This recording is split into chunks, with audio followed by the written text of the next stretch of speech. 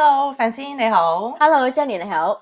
我想問下9月有啲乜嘢市場 update 可以 share 俾大家咧？ OK，咁我哋先講地產呢一 part 啦。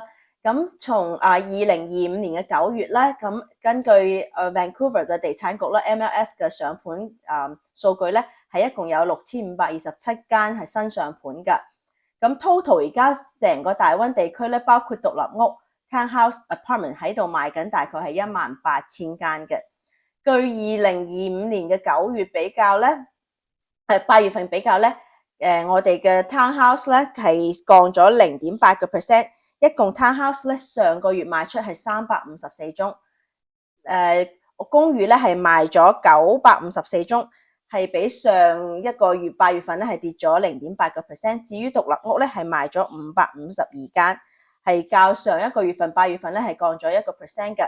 咁你可以睇到咧，而家其實我哋喺度賣緊嘅咧係有18000幾，但係3樣嘢300幾宗、900幾間同埋500幾間加埋都係得個1000幾間，一個月成個大灣地區，所以其實咧買賣嘅比率咧係不到10% 嘅，即係可能有10間屋有9間係吉住嘅，佢賣唔出嘅，連可能由嚟人睇都冇嘅，咁冇辦法啦。而家個買賣嘅供求絕對係買家嘅市場。即係話，如果你係賣緊樓，而你係賣得出呢間屋嘅話，一係你就係超級好彩，遇啱一個真係超級中意你屋企嘅人，又或者你係買到一個叫白菜價係嘛？係啦。咩叫白菜價？因為我哋兩個住 Richmond 啦，我哋關住 Richmond 嘅屋，你可以想象唔到，當你睇政府估計可能嗰間獨立屋係值180幾萬。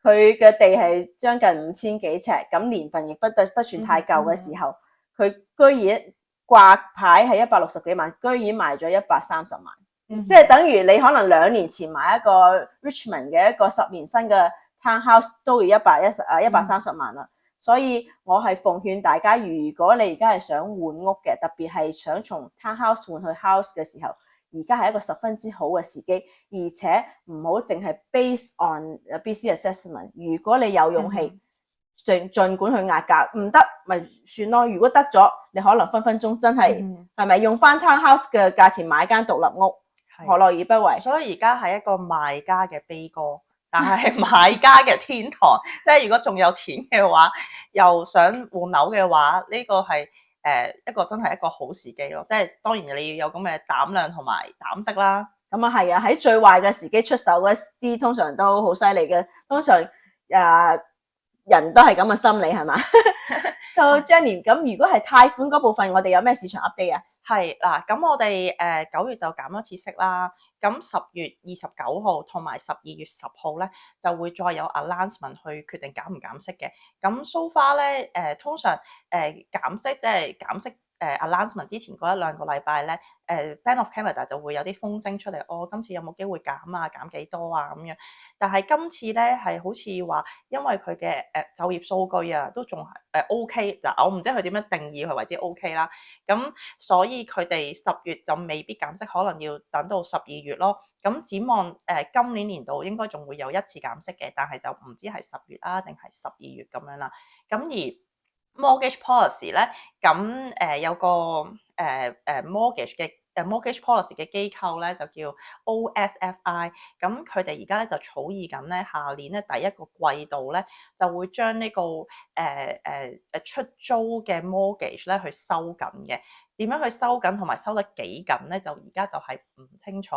咁但係咧，如果你擁有超過多一間出租物業啦，而仲要再貸款嘅話咧，咁佢嗰個即係可以批啊，或者可以點樣去計嗰個力度咧，就會大大減低啦。咁都唔知道點解佢又會出啲呢啲 policy 出嚟咯，因為而家都冇人買樓咯，同埋都冇人買出租屋咯。咁你出嚟做咩咧？咁樣咁就係唔知。真係慘咯，感覺到明年可能大家如果靠投資房屋食飯，或者係靠好似我哋呢啲行業嘅時候，可能我哋明年可能更加辛苦。我哋好快會見到麥當勞，我哋兩個遞緊款，遞緊個 Happy Meal 俾你，好快係嘛 Jenny？ 應該就未去到咁慘嘅，咁但係的而且確係地產嘅寒冬咯。而家係啊，即係各個行業都係寒冬啦，咁樣講。好，我哋下一期再同大家分享其他地產或者貸款資訊啦，下期見啦，拜拜。